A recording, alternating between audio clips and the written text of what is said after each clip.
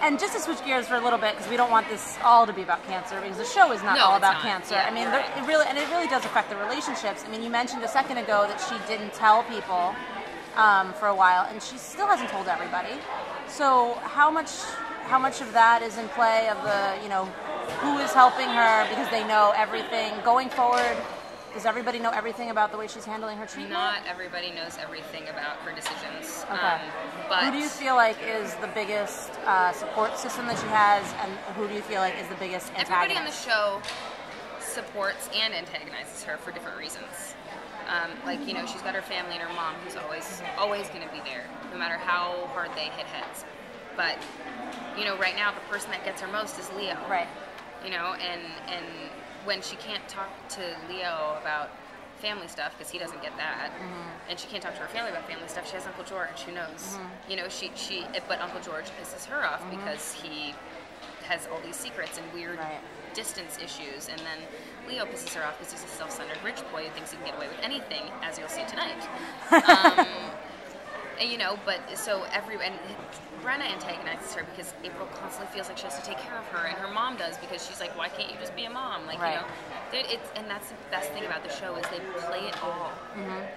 And all of the actors, we all get each other on those levels. Like, I feel like Mary Page is a mom to me, and I feel like Haley's a sister to me, and Steven's an uncle, a weird, creepy, good-looking uncle. But, you know what I mean? Like, it's all so real, and I feel like the audience can feel that, and that's what makes it so relatable. Is none of us are painting our characters on; we're just bringing them out. I mean, you mentioned Leo, and obviously, we learned something about him, that why he lives his life the way he is, and a lot of the fans are just like, they want you guys together in more of a traditional romantic sense, and they keep saying, or at least to me on Twitter, they keep saying, what's the future look like for them? Do you guys talk about that as actors and say, like, well, the future is, if you don't have a future because someone is dying of cancer, what does that do to the dynamic of the relationship? The thing about April and Leo is they kind of both refuse to accept that there's a time limit on them. They're not the kind of people that, like Shailene Woodley's character in The Fault in Our Stars says she's a grenade. So she's already accepted that she's going to explode at some point. And April's not there yet. So that doesn't affect her, because I don't think she's even registered the fact that she's going to die yet. Right. There will be moments that, she's been in arguments with Beth with saying, what if I don't get better? Right. But even not getting better to her isn't death. Okay. How do you feel like she'll change when she does have that moment of, this might not go well? We already shot that, so I can't tell you. Okay, so it is coming up in the first. Is it the first half of the season? Would you say, or is it later in the? Okay. It's later. Okay. You can't. You have to ease everybody in. It's not like. Yeah. Well, no. You know what? She has. It's.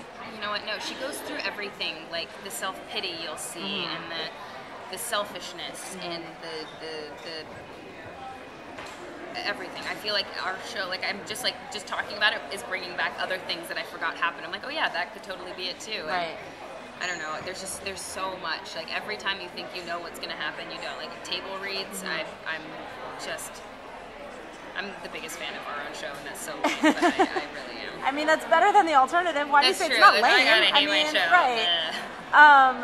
How does Natalie fit in the coming episodes? Because I saw the pilot and automatically said, well, the minute April needs bone marrow, there you go.